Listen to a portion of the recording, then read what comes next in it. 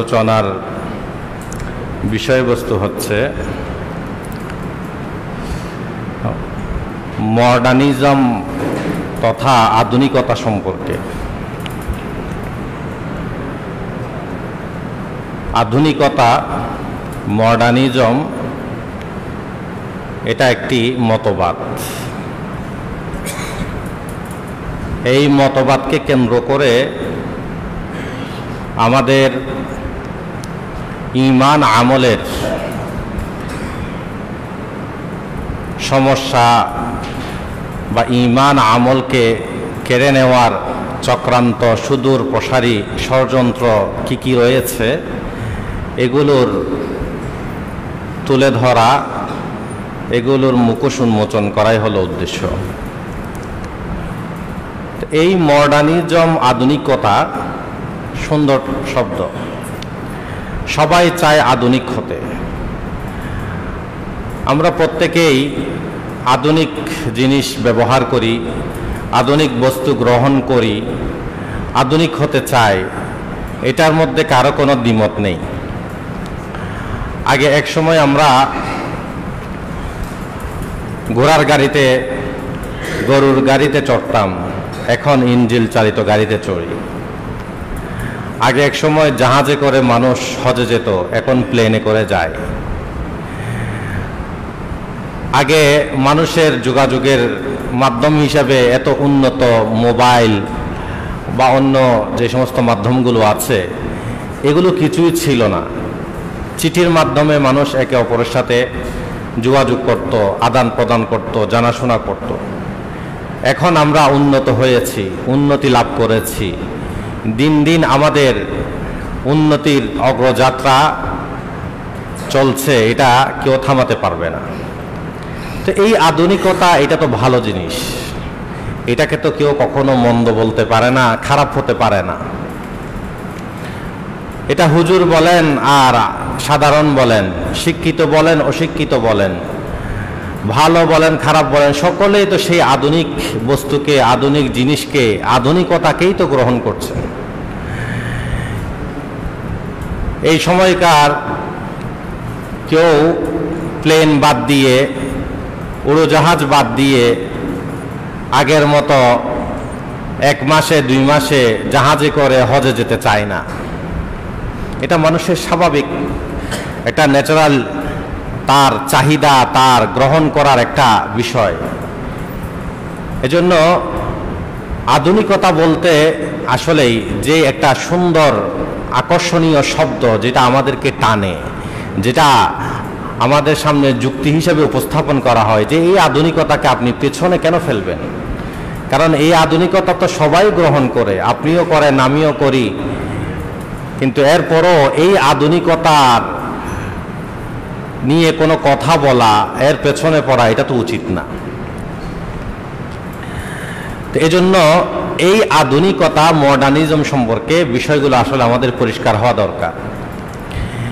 এতটুকু পর্যন্ত যা বলা হয়েছে, যে আধুনিকতা মানুষের জীবনযাত্রাকে উন্নত করে, যে আধুনিকতা মানুষের জীবনযাত্রাকে, চলাফেরাকে সহজ করে, ভালো করে, অসুস্থতা থেকে সুস্থতার দিকে নিয়ে আসে, খারাপের থেকে ভালোর দিকে নিয়ে আসে, অসচ্ছলতার থেকে সচ্ছলতার দিকে নিয়ে আসে, এরকম যত উন্নতির দিকে নিয়ে আসে, এটাকে গ্রহণ করতে কেউ বারণ করেন না, নিষেধ করেন না।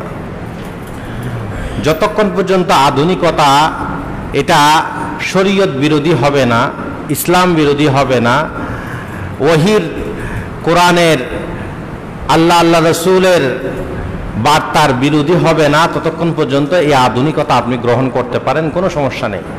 এজন্য আপনি মোবাইল ব্যবহার করতেছেন, সেই মোবাইল ব্যবহারের মধ্যে আপনাকে 2টা ভাগে ভাগ করা হচ্ছে। আপনি যদি এই মোবাইল দিয়ে আপনার মায়ের সাথে কথা বলেন, এই মোবাইল দিয়ে যদি আপনি আপনার সন্তানের সাথে, স্ত্রীর সাথে, আত্মীয় স্বজনের সাথে কথা বলেন, ফুফুর সাথে, খালার সাথে যদি কথা বলেন, তো এটা ভালো, এটাকে কেউ খারাপ বলবে না, বরং এটা আরও সওয়াবের কাজ। ক্ষেত্র বিশেষে আপনি যে মায়ের সাথে কথা বলছেন, খালার সাথে, ফুফুর সাথে কথা বলছেন, এটা তো আরও সওয়াবের কাজ করছেন। আবার সেম মোবাইলটা যখন আপনি ব্যবহার করবেন কার জন্য? কোনো বেগানা, অপরিচিত, আপনার মাহারাম না এরকম কোনো মহিলার জন্য যদি আপনি ব্যবহার করেন অপ্রয়োজনীয়, বেদরকারে, কোনো খারাপ উদ্দেশ্যে, অসৎ উদ্দেশ্যে, অসৎ নিয়তে যদি আপনি এই মোবাইলটা ব্যবহার করে কথা বলেন, তখন শরীয়তের পক্ষ থেকে আপনার নির্দেশনা হলো এটা আপনার জন্য নিষেধ। তাহলে আমরা বুঝতে পারলাম যে আধুনিকতা গ্রহণ আর বর্জন, এটার একটা নীতিমালা থাকা দরকার। যেই গ্রহণটা শরীয়তের অনুমোদিত হবে, যে গ্রহণটা ইসলামের সাথে থাকবে, সেটা আপনি গ্রহণ করতে পারেন। আর যে আধুনিকতার ক্ষেত্রে আপনার নৈতিকতা বিরোধী হবে, ইসলামের বিরোধী হবে, শরীয়ত বিরোধী হবে, সেই আধুনিকতা আপনি গ্রহণ করতে পারবেন না। এরকম যত কিছু আছে, যত উন্নত প্রযুক্তি, যত কিছু আমাদের সামনে এখন আসবে, তো আপনি প্রত্যেকটার ক্ষেত্রে আপনাকে একটা মানদণ্ড, মাপকাঠি আপনাকে দেওয়া হয়েছে, সেটা হলো ইসলাম। আপনাকে একটা সামনে তুলে ধরা হয়েছে, সেটা হলো ইসলামের নির্দেশনা, কোরআনের নির্দেশনা। এটা যদি আপনি সামনে রাখেন, এটাকেই যদি আপনি মাপকাঠি নির্ধারণ করেন যে এটার ভেতরে যদি হয় তাহলে গ্রহণ করব, ইসলামের বাহিরে হলে আমি গ্রহণ করব না। এটা হলো একটা প্রাথমিক ধারণা দেওয়ার জন্য আধুনিকতা বিষয়ে একটা কথা বললাম। কিন্তু আধুনিকতার আলাপ, মডার্নিজমের আলাপ এত সহজ সরল না। এটার অনেকগুলো ভাগ আছে, এখানে একাডেমিক আলাপ আছে, আবার কিছু আমাদের বোঝার মতো বিষয়ও আছে। তো আমি যেগুলো আমাদের বোঝার মতো বিষয়, এগুলোই আমি তুলে ধরি। আধুনিকতাকে দুই ভাগে ভাগ করা হয়, মডার্নিজমকে দুই ভাগে ভাগ করা হয়। একটা হলো পশ্চিমা মডার্নিজম, আর একটা হলো ইসলামী মডার্নিজম। এই বিষয়টা খুব মনে রাখবেন। আজকের আলোচ্য বিষয় হলো পশ্চিমা মডার্নিজম নিয়ে। আর ইসলামী মডার্নিজম, ইসলামী আধুনিকতা বলতে কি বোঝায়, সেটা আগামী সপ্তাহে ইনশাল্লাহ সুযোগ হলে আলোচনা করব। তো আজকের মূল আলোচনা হলো পশ্চিমা মডার্নিজম বলতে আমরা কি বুঝি, পশ্চিমা আধুনিকতা বলতে আমাদেরকে কি গেলাতে চায়, কি খাওয়াতে চায়, কি আমাকে ধরিয়ে দিতে চায়, এই বিষয়টা আমাদের সামনে তুলে ধরা, পরিষ্কার করা, এটা হলো আজকে উদ্দেশ্য। পশ্চিমা মডার্নিজমের সার কথা, মূল কথা হলো মানুষের যুক্তি বুদ্ধি যেটা ভালো বলবে, মানুষের কাছে যেটা সুখকর মনে হবে, মানুষের সুখ শান্তির জন্য মানুষের যুক্তি বুদ্ধি, আকল, জ্ঞান যেটাকে বলবে যে এটাই তোমার জন্য ভালো, এটা তোমার জন্য সুখের বস্তু, এটাই হলো তোমার জন্য করণীয়, এটাই হলো তুমি গ্রহণ করবে। এটা হলো পশ্চিমা মডার্নিজমের সার কথা। আবার পশ্চিমা মডার্নিজমের মধ্যেও আরেকটা ভাগ আছে, পোস্ট মডার্নিজম, উত্তর আধুনিকতা, এটা একটু পরে বলবো। এই যে পশ্চিমা মডার্নিজম বা তাদের পশ্চিমা আধুনিকতা, এরা আমাদেরকে একটা কথাই বোঝাতে চায়, মানুষের সব কিছু নির্ধারণ হবে মানুষ কেন্দ্রিক এবং যুক্তি কেন্দ্রিক, মানব যুক্তি কেন্দ্রিক। মানুষের আকলে, মানুষের যুক্তিতে, মানুষের বোধ বুদ্ধিতে যে জিনিসটাকে ভালো বলবে, যে জিনিসটাকে ওর জন্য কল্যাণ বলবে, সুখের বস্তু বলবে, এর দুনিয়াতে মোজ করে থাকার জন্য উপায় উপকরণ হিসাবে নির্ধারিত করবে বলে আপনি সেটাই গ্রহণ করেন। এখন সেটাতে আপনার কি আসে যায় গ্রহণ করলে, সেটা আপনি দেখবেন না। স্বাস্থ্যগত হোক, শরীয়তের দিক থেকে হোক, অন্য কোনো দিক থেকে হোক, এটার কোনো অকল্যাণ আছে কিনা, এটার কোনো সমস্যা আছে কিনা, এগুলো আপনাকে দেখতে বলবে না।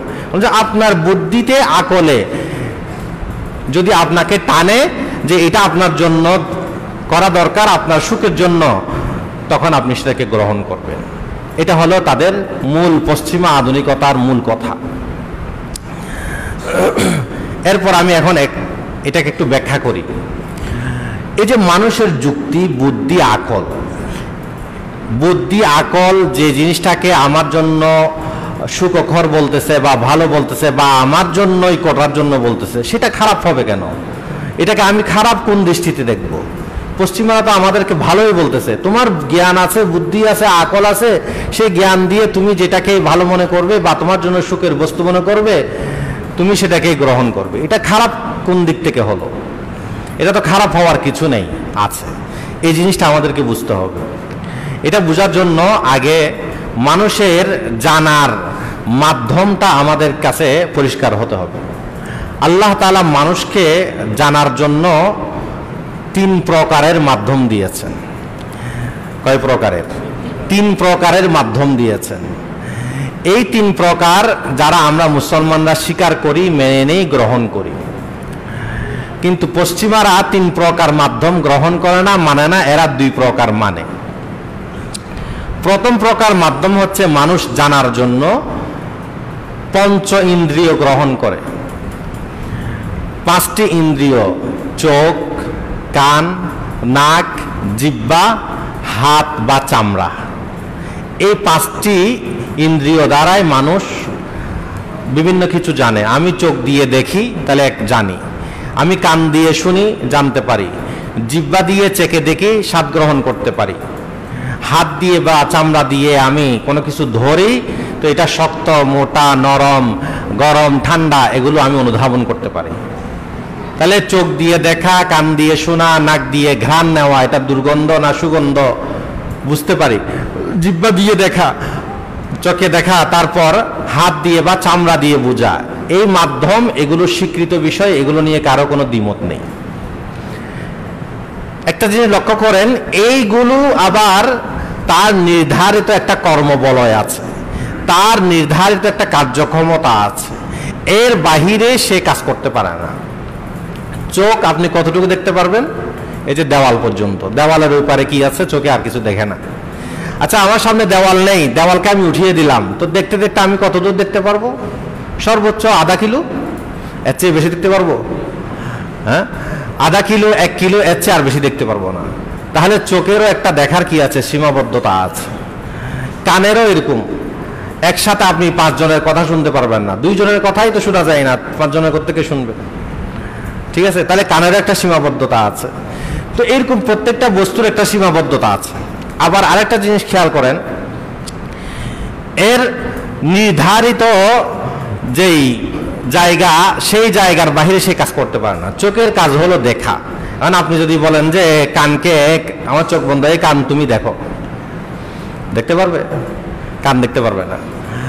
ঠিক আছে, আমার কানকে আমি বন্ধ করে রাখলাম, চোখকে বললাম যে তুমি শুনো, কান দিয়ে আমি শুনবো না, চোখ দিয়ে শুনো বা জিহ্বা দিয়ে শুনো, সম্ভব কখনো?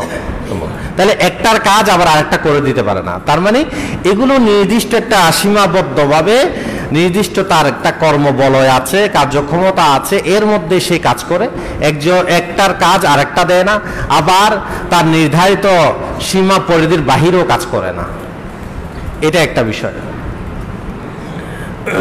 এরপর আল্লাহ তাআলা আমাদেরকে জানার জন্য আরেকটা মাধ্যম দিয়েছেন, সেটা হলো আকল, সেটা হলো মানুষের জ্ঞান। আকল দিয়েও মানুষ বুঝতে পারে, জানতে পারে। ঠিক আছে, ধরেন আমার সামনে এই যে এই জিনিসটা আছে, এই জিনিসটা আমি চোখে দেখলাম এটা একটা সাদা জিনিস, হাতে ধরলাম এটা একটা শক্ত লোহার জিনিস, এগুলো বুঝতে পারলাম। কিন্তু আপনার যদি আকল না খাটান, তাহলে এই জিনিসটা কেমনে তৈরি হয়েছে, কিভাবে এটা প্রস্তুত হলো, এটার যে একজন প্রস্তুতকারী আছে, এই সমস্ত বিষয়গুলো চোখে, কানে, নাকে, জিহ্বা, হাত, এগুলো দিয়ে বুঝতে পারবে? এগুলোর জন্য মানুষের একটা জ্ঞান লাগবে, আকল লাগবে। সে আকল দিয়ে, যুক্তি দিয়ে সে বুঝবে যে এটা একটা ইস্পাত, লোহা জাতীয় একটা বস্তু, যেটা কোন একজন কারিগর সে আগুন ইত্যাদি বিভিন্ন কিছুর মাধ্যমে এটাকে প্রস্তুত করেছে, এইভাবে ডিজাইন করেছে, এখানে পাঠিয়েছে বা কার মাধ্যমে এনেছে, ইত্যাদি ইত্যাদি বিষয়, সেগুলো আপনার আকল আপনাকে কি দিবে? উত্তর দিবে। এই যে একটা ঘর, মসজিদ তৈরি হয়েছে, এই মসজিদটা আমি চোখে দেখলে এত বড় আয়তন বা এত কিছু, এটা আমি সব বুঝতে পারতেছি, এটা ঠিক আছে। কিন্তু এই মসজিদটা তৈরি হতে এতগুলো ইট, এতগুলো সিমেন্ট, পিলার ইত্যাদি, এই সেই নানা যেগুলো ইঞ্জিনিয়ারের কাজ, এগুলা কিন্তু আকলের কাজ। এগুলা আপনার শুধু হাতের কাজ না। হাতের কাজ যদি হয়, তাহলে তো সে সিমেন্ট দিতে দিতে বা ইট দিতে দিতে ভরপুর করে ফেলবে, বরং সেখানে আকল দিয়ে কাজ করতে হয়েছে, কতটুকু দিবে কতটুকু দিবে না। আরো সহজ উদাহরণ দেই, 2 2 এ 4। জীবনভর আপনি যদি চোখ দিয়ে, কান দিয়ে, নাক দিয়ে, হাত দিয়ে চেষ্টা করেন 2 2 এ 4 জীবনে বের করতে পারবেন? এই 2 2 এ 4 হয়, এটা কেমনে বের হয়? এটা হলো আকলের কাজ, এটা হলো মানুষের জ্ঞানের কাজ। ঠিক আছে, এই 2 2 এ 4 হওয়া এটা চোখেও পারবে না, কানেও পারবে না, নাকেও পারবে না, হাতেও পারবে না, কোনো কিছু পারবে না। এটার জন্য আল্লাহ আকল দিয়েছেন, এই আকলের মাধ্যমে আমরা এগুলো জানি, এগুলো আমরা বুঝতে পারি। ঠিক আছে, একটা গরুকে, একটা কুকুরকে আপনি সারা দিনও মারলে সে 2 2 এ 4 বের করতে পারবে না। কেন? আল্লাহ তাকে সেই আকলটা দেন নাই, এটা মানুষকে দিয়েছেন আল্লাহ। তো মানুষের মাধ্যমে সম্ভব এই 2 2 এ 4টা হিসাবটা, অঙ্কটা বের করাটা। একটা এত বড় ঘর তৈরি হবে, এই ঘরের প্ল্যানিংটা কেমন হবে, কোথায় কি লাগবে, কতটুকু লাগবে, 5 তলা হলে এটার জন্য কতটুকু ফাউন্ডেশন লাগবে, ইত্যাদি নানা বিষয়গুলো, এগুলো মানুষের আকলের কাজ, জ্ঞানের কাজ। এইটা একটা মাধ্যম, এটা আল্লাহ দিয়েছেন। তাহলে বোঝা গেল আমরা পঞ্চ ইন্দ্রিয়ের মাধ্যমে কোনো কিছু জানতে পারি, আবার আকলের মাধ্যমেও কিছু বিষয় কি করতে পারি, জানতে পারি, বুঝতে পারি। যে বিষয়গুলো পঞ্চ ইন্দ্রিয়ের মাধ্যমে জানা যায় সেগুলো আবার আকল দ্বারায় জানা যায় না, আকল দ্বারায়, যুক্তি দ্বারায়, বুদ্ধি দ্বারায় যেগুলো জানা যায় সেগুলো আবার পঞ্চ ইন্দ্রিয় দ্বারা জানা যায় না, মানুষ বুঝতে সক্ষম হয় না। প্রত্যেকটার কর্মপরিধি, কর্মবলয়, সীমা নির্ধারিত, এর বাহিরে সে কি করে না, কাজ করে না। ঠিক আছে, এই দুটো বিষয়ের ক্ষেত্রে মুসলমান, অমুসলমান এবং নাস্তিক, অন্য কোনো জাতি সবাই একমত, এগুলোর মাধ্যমে আমরা জানি। তৃতীয় আরেকটা মাধ্যম যেটা মুসলমানরা স্বীকার করে, আমরা বলি সেটা হলো মানুষের জ্ঞান, আকল, বুদ্ধি এটাই একমাত্র, বা এটাই একেবারে মানুষের জন্য জানার শেষ, এমন না, বরং এরপর তৃতীয় আরেকটা বিষয় আছে যেটা মানুষের জানার মাধ্যম হিসেবে আল্লাহ দিয়েছেন, সেটা হলো আল্লাহর ওয়াহি, ঐশী বাণী, কোরআন, কিতাব, আল্লাহর বার্তা, রাসূলের নিয়ে আসা হাদিস। এটা হলো তৃতীয় মাধ্যম, যেটা আমরা মুসলমানরা স্বীকার করি, কিন্তু অমুসলিমরা, নাস্তিকরা, অন্য কেউ এটাকে স্বীকার করে না। এরা বলছে আমরা পঞ্চ ইন্দ্রিয়ের মাধ্যমে জানবো, পঞ্চ ইন্দ্রিয়ের মাধ্যমে না জানলে আকলের মাধ্যমে জানবো, আকল বুদ্ধি এটাই এনাফ, যথেষ্ট। আমরা বলি যে না, আকল বুদ্ধি এটা যথেষ্ট না, বরং এরপর আরেকটা জিনিস আমাদের দরকার আছে, যেটা ওয়াহি, আল্লাহর মাধ্যমে, যিনি আমাকে সৃষ্টি করেছেন তিনি আমার জন্য কিছু বিধান দিয়েছেন, যার সৃষ্টির মাধ্যমে আমি দুনিয়াতে এসেছি তার আবার পালনের জন্য কিছু বিধান তিনি দিয়েছেন, সেগুলো আমাদেরকে জানতে হবে, বুঝতে হবে। এটা যদি না হয়, শুধু আকল কেন্দ্রিক যদি হয়, তাহলে অনেক ক্ষেত্রে অরাজকতা, সমস্যা দেখা দিবে। বলে আকল কেন্দ্রিক যদি আমি মেনেই নিই, যুক্তিকেন্দ্রিক মেনে নিই, এখানে আবার অরাজকতা কি, এখানে আবার সমস্যা কি? হ্যাঁ, সমস্যা আছে। এই সমস্যা আজকের না, ইতিহাসের পাতায় ভুরি ভুরি প্রমাণ রয়েছে। ইমাম আব্দুল কাহের আল বাগদাদি রহমতুল্লাহ আলাই বড় একজন ইমাম ছিলেন, যিনি 429 হিজরিতে মারা গিয়েছেন, তার মানে আজ থেকে 1000 বছর পূর্বের আগের ব্যক্তি। ওনার একটা কিতাব আছে আল ফরক বাইনাল ফিরাক। এই কিতাবের মাঝে তিনি একটা সম্প্রদায় সম্পর্কে একটা ঘটনা লিখেছেন, বক্তব্য তুলে ধরেছেন, খুব খেয়াল করবেন। সেই যুগে, ওনার যুগের আগে আর কি, একটা সম্প্রদায় ছিল, তাদেরকে বাতেনি সম্প্রদায় বলতো। বাতেনি এখনো আছে, তাদের কিছু বিষয় বাতেনি সম্প্রদায়। এই বাতেনি সম্প্রদায়ের যে প্রধান ছিলেন তিনি হলো ওবাইদুল্লাহ ইবনে হাসান কায়রাওয়ানি, নাম হলো ওবাইদুল্লাহ বিন হাসান কায়রাওয়ানি। এই ওবাইদুল্লাহ বিন হাসান কায়রাওয়ানি, সে তার অনুসারী যারা আছে তাদের কাছে একটা চিঠি লিখেছে, সেই চিঠির বর্ণনা সেখানে নিয়ে আসছে। চিঠিতে কি লিখেছে? চিঠিতে সে লিখেছে তার অনুসারীদেরকে, আচ্ছা দেখো, এটা কি মানুষের যুক্তির মধ্যে, বুদ্ধির মধ্যে ধরে? একজন ব্যক্তি, তার বোন ঘরের মধ্যে আছে, ওই বোন তার সাথে একসাথে 15-20 বছর বড় হয়েছে, ভাইয়ের ভালো খারাপ, তার চাওয়া পাওয়া, তার রুচি অভিরুচি, নানা যত কিছু আছে, এই সব কিছু বুঝতে পারে কে? বোন। কেন? বোন আজকে 5-7 বছর 10 বছর ধরে দেখতে পারবে সে ভাই কি চায়, কি তার চাহিদা, তার কি পছন্দ, কি অপছন্দ, মন্দ ভালো সব কিছু ওই বোন জানে। এখন সেই বোনকে ভাইয়ে না রেখে দিয়ে দিচ্ছে আরেকজন অপরিচিতর কাছে, যে অপরিচিত ব্যক্তির চাহিদা কি, চা পাওয়া কি, ভালো মন্দ কি, কোনো কিছুই এই মেয়েটি জানে না, এই বোনটি জানে না। তো এখানে তো বুদ্ধি হিসাবে, মানুষের যুক্তি হিসাবে তো দরকার ছিল যে এই বোনকে ভাইয়ের সাথে বিবাহ দেওয়া। কেন? কারণ এখানে ভালো মন্দ খারাপ যত কিছু আছে সবকিছু একে অপরের বোঝাপড়া আছে, জানাশোনা আছে, জানাশোনা আছে বিদায় এই জন্য এখানে রেখে দিবে, আরেকজনের কাছে দিবে না। আবার দেখেন আরেকজন মেয়ে, যে মেয়ে এই ভাইয়ের চাও পাওয়া কি, ভালো মন্দ কি, রুচি কি কিছুই জানে না, পরের ঘর থেকে একটা মেয়ে নিয়ে আসতেছেন এখানে, এটা কি কোনো যুক্তির কথা হতে পারে? যে জানে তাকে না রেখে পাঠিয়ে দিচ্ছেন আরেকজন অজানার কাছে, আবার আরেকজন অজানা অপরিচিত যে এই ভাই সম্পর্কে কিছু জানে না তাকে নিয়ে আসতেছেন আবার আপনার ঘরে, এটা তো কোনো যৌক্তিক হতে পারে না। কে লিখেছে? ওই উবাইদুল্লাহ বিন হাসান কায়রওয়ানি বাতেনি সম্প্রদায়ের প্রধান, সে তার অনুসারীদের কাছে লিখেছে, এজন্য এটা অযৌক্তিক কাজ। তাহলে এখন কি হবে? তোমরা আজকে থেকে ভাই বোনে যে এক অপরকে জানে তার সম্পর্কে একসাথেই বিবাহ হয়ে যাবে, একসাথেই থাকবে, অন্য ঘরে যেতে হবে না। আপনি যদি চিন্তা করেন আসলে তো কথা তো যৌক্তিক। আজকে যে এত অশান্তি, স্বামী স্ত্রীর ঝামেলা, এত সমস্যা, যৌতুকের ঝামেলা, কোর্ট আদালতে আপনি যদি যান সেখানে দেখবেন যে অর্ধেকের মতো শুধু হলো এই স্বামী স্ত্রীর ঝামেলা। এইগুলো তো সব চুকে যায়, সব শেষ হয়ে যায় যদি ভাই বোনে বিবাহ হয়ে যায়। ঠিক আছে? কারণ একজন আরেকজনকে জানবে, একজন আরেকজনকে পরিচিত আছে, ভালো খারাপ সে বুঝবে, সে অনুযায়ী কাজ করবে। কিন্তু একজন আরেকজন যখন অপরিচিত হয় তখন একজন আরেকজনকে মেনে নেওয়া সহজ হয় না। তখন দেখা যাচ্ছে শতকরা 50-60%, 70% হয়তো বিবাহ ভালো থাকতেছে, কিন্তু আর 20-30%-এর মধ্যে অশান্তি, সমস্যা, কোর্ট কাছারিতে দৌড়া দৌড়ি এগুলোই চলতেছে। তো যৌক্তিক মনে হতে পারে। ঠিক আছে? তো এই উবাইদুল্লাহ বিন হাসান কায়রওয়ানি সে তার অনুসারীদেরকে এটা দিল, এটাও এই আদেশ এবং এই কথাটাও লিখলো যৌক্তিকতার নামে। এখন আপনি যৌক্তিক হিসাবে এটা গ্রহণ করবেন? কি বলেন? কেন করবেন না? আপনাকে এখানে অযৌক্তিক কি হলো?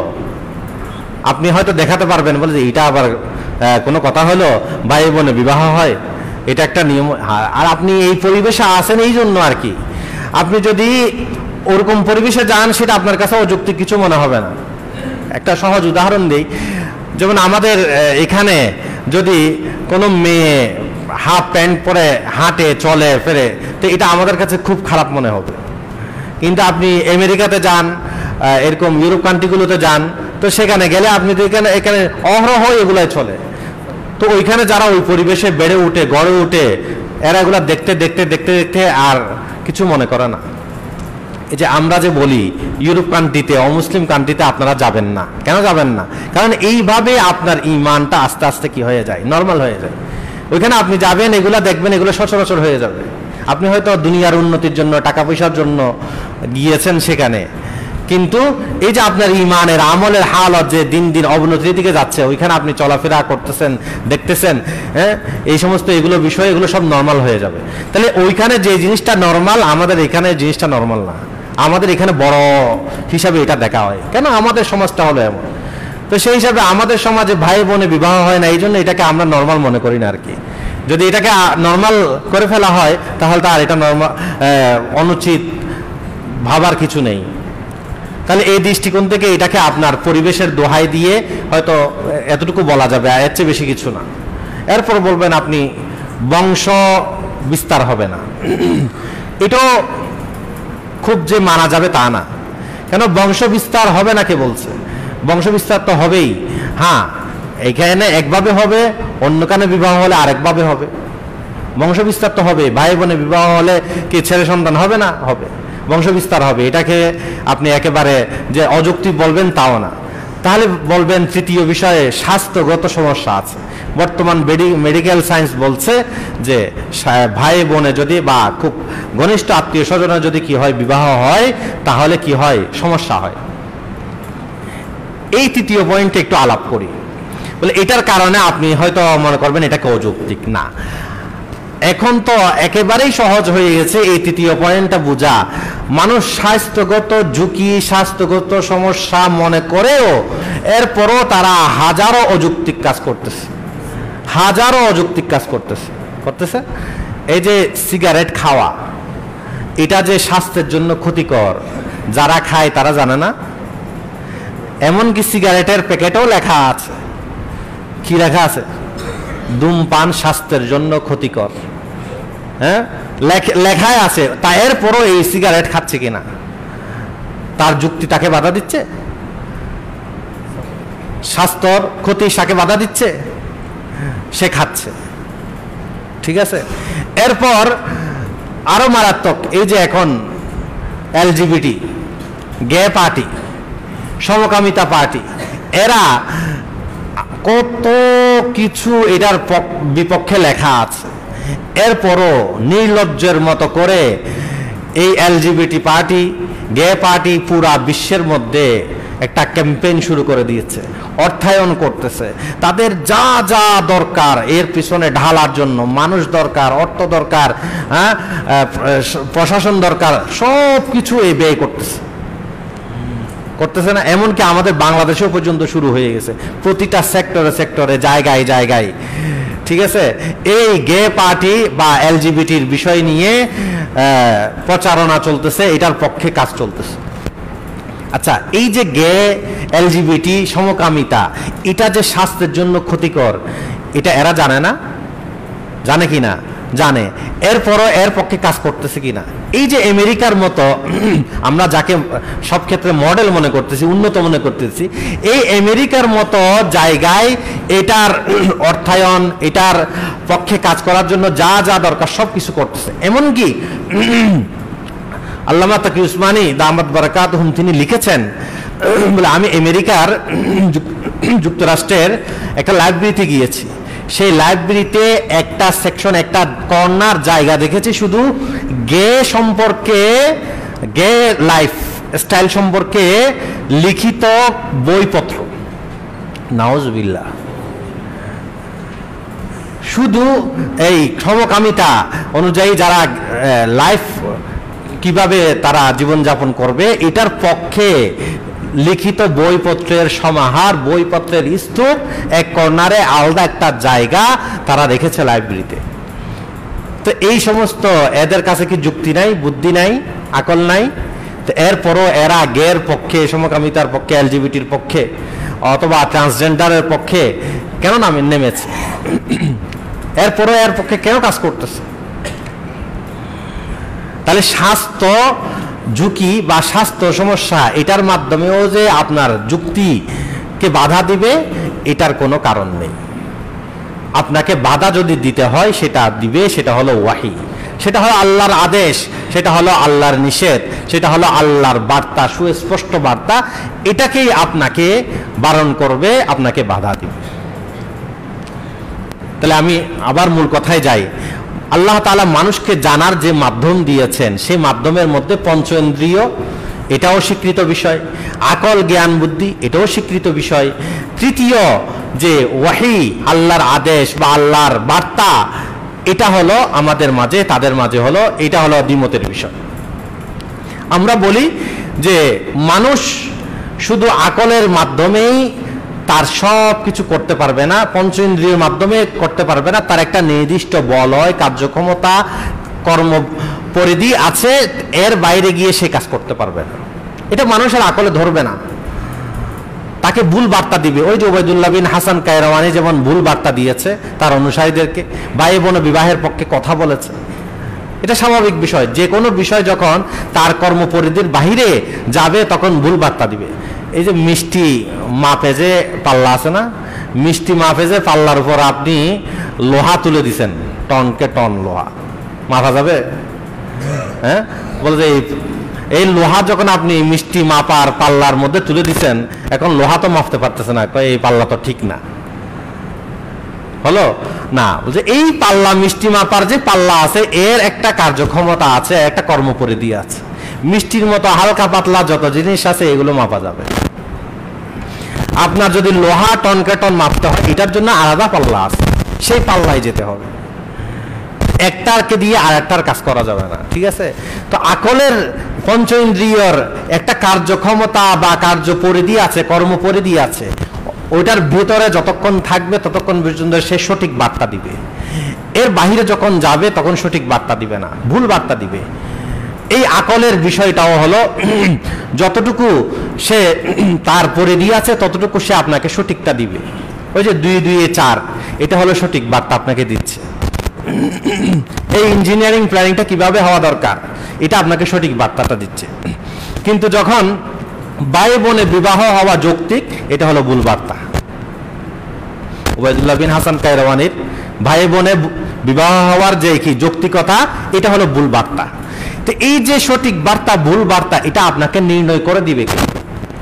এমন কোন পাল্লা আছে, এমন কোন কি বলে এটাকে, চিরন্তন সত্য, ইউনিভার্সাল ট্রুথ যেটাকে বলে, চিরন্তন সত্য যেটা আপনাকে ঠিক করে দিবে এটা এতটুকু ঠিক, এর বাইরে গেলে বেঠিক, এর বাইরে গেলে হলো এটাকে আমরা মানবো না, এতটুকু ভিতরে থাকলে আমরা মানবো, এরকম কিছু আছে আকলের ক্ষেত্রে নেই। বরং এই ক্ষেত্রে আপনাকে মানতে হবে আল্লাহর ওয়াহিকে, আল্লাহর বিধানকে, আল্লাহর বার্তাকে। আল্লাহর বার্তা বলে দিয়েছে যে ভাই বোনে বিবাহ হতে পারে না, 2 বোন একত্রে বিবাহ করতে পারে না, মাহরাম মা, খালা, ফুফু ইত্যাদি এদেরকে বিবাহ করতে পারে না। এরকম সমকামিতা, এলজিবিটি, জানাবে বিচার, এগুলো হতে পারে না। এগুলো হলো সব আল্লাহর বার্তা, কিন্তু মানুষের জ্ঞান এগুলো মানুষকে বাধা দিচ্ছে না। স্বাস্থ্য ঝুঁকি তাকে বারণ করতেছে না, তাকে বারণ করতেছে কিসে? আল্লাহর আদেশে। তো যখন মুসলমান যখন আল্লাহর আদেশটাকে গ্রহণ করে নিবে, ওয়াহিটাকে গ্রহণ করে নিবে, তখন সে সব কিছুকে জ্ঞানের মাপকাঠিতে মাপবে না, বরং তখন তাকে দেখতে হবে আমার এই কাজটা, আমার এই বিষয়টা, এই আধুনিকতাটা, পশ্চিমা বিশ্ব আমাকে যে আধুনিকতা গেলাতে চাচ্ছে, সেটা ওই তৃতীয় যে মাপকাঠি আল্লাহর ওয়াহি, সেই ওয়াহির মাধ্যমে আমি যাচাই করে নিব এটা কি বৈধ না অবৈধ, জায়েজ না না জায়েজ, হালাল না হারাম। এটার মাপকাঠিতে যখন আমি ঠিক করে নিব, তখন একটা জিনিস বৈধ অবৈধ ঠিক হয়ে যাবে। এই জন্য শুরুতেই বলেছি আধুনিকতা মানেই খারাপ না, আধুনিকতা তো ভালো জিনিস, সেটা সবাই গ্রহণ করি। আধুনিক আমিও, আপনিও, সবাই আধুনিক। আমি মোবাইল ব্যবহার করতেছি, আধুনিক প্লেনে চড়তেছি, আধুনিক গাড়িতে চড়তেছি, আমি আধুনিক। আমি ফ্রিজ ব্যবহার করতেছি, এগুলো সবই তো আধুনিকতা। এই আধুনিকতার বিপক্ষে আমরা না, কিন্তু আধুনিকতার নামে যেই পশ্চিমা আধুনিকতা আমাদেরকে বোঝায়, জানায়, সেটা হলো তোমার সুখের জন্য, তোমার নিজের জন্য, তোমার এই দুনিয়াতে ভালো করে থাকার জন্য যেটাই তোমার যুক্তিতে ধরে সেটাকেই তুমি গ্রহণ করো। এই যে আধুনিকতার কথা, যেটা যুক্তি হলো শেষ কথা, এটাকে আমরা অস্বীকার করি। সার কথা হলো পশ্চিমা আধুনিকতার শেষ কথা হলো যুক্তি, বুদ্ধি, আকল। এটা আমরা বলি যে না, ইসলামের ক্ষেত্রে পশ্চিমা আধুনিকতার এই থিওরি এটা আমরা মানি না, এই পশ্চিমা মডার্নিজম এটা আমরা মানি না, যে যুক্তি আসল না। ওরা তো যুক্তিবাদকে, রেশনালিজমকে আলাদা একটা স্বতন্ত্র বিষয় হিসাবে দাঁড় করিয়েছে। যুক্তিবাদ, রেশনালিজম এটা একটা আলাদা বিষয়, এটার নিক্তিতে আপনাকে সবকিছু ঠিক করবে না। আমরা বলি যে না, এরপর তৃতীয় একটা স্তর আছে, আল্লাহর ওয়াহি, আল্লাহর আদেশ, এটা আমি দেখব। এটার নিক্তিতে, এটার মাপকাঠিতে, মানদণ্ডে যদি ঠিক হয় ঠিক, না হলে বেঠিক। কথাটা বুঝে আসলো? তাহলে পশ্চিমারা তাদের মডার্নিজম বা তাদের আধুনিকতা বলে আমাদেরকে যেটা গেলাতে চাচ্ছে, যেটা ধরাতে চাচ্ছে, যেটা খাওয়াতে চাচ্ছে, সেটা হলো মানুষের যুক্তির পূজা করা, যুক্তি বুদ্ধির আকলের পূজা করা, মানুষের সুখের জন্য, ভালোর জন্য যা ভালো মনে করবে সেটাকেই গ্রহণ করা। এটা যেটা আমাদেরকে বলতে চাচ্ছে, আমরা সেটা কখনো মানতে রাজি না। বরং আমরা বলবো যুক্তি শেষ কথা না, যুক্তির পর আরেকটা বিষয় আছে, সেটা হলো আল্লাহর ওয়াহি, আল্লাহর কিতাব, আল্লাহর আদেশ, আল্লাহর বার্তা। এই তৃতীয় মাধ্যমকে আমরা গ্রহণ করে এরপর আপনার এই যুক্তিটা যদি এই তৃতীয় মাধ্যমের পক্ষে থাকে তাহলে গ্রহণ করব, না হলে করব না। এজন্য আপনি আজকে যতই ক্যাম্পেইন করেন এলজিবিটির পক্ষে, ট্রান্সজেন্ডারের পক্ষে, এই ধরনের আরো অসততা, আরো যত মানুষের স্বাস্থ্যসম্মত বিষয় হয় না বা মানুষের ক্ষতিকর হয়, দিনের ক্ষতি হোক দুনিয়ার ক্ষতি হোক, যত কিছু আমার সামনে আনেন আমি যুক্তির নাম দিয়েই বা আমার সুখের জন্য, আমার দুনিয়ার উন্নতির জন্য মনে করে আমি গ্রহণ করব না। একজন মুসলমান সে তৃতীয় মাধ্যমকে দেখবে যে আল্লাহর ওয়াহি এটাকে পক্ষে দেয় কিনা, এটাকে সায় দেয় কিনা, এটাকে বৈধ বলে কিনা, হালাল বলে কিনা, এরপর সে গ্রহণ করবে, না হলে করবে না। আল্লাহ তাআলা আমাদেরকে বুঝার তৌফিক দান করুন। এটা হলো পশ্চিমা মডার্নিজম, আধুনিকতার সার কথা। আর আগামী সপ্তাহে ইসলামী একটা আধুনিকতা আছে, এই সম্পর্কে আলোচনা।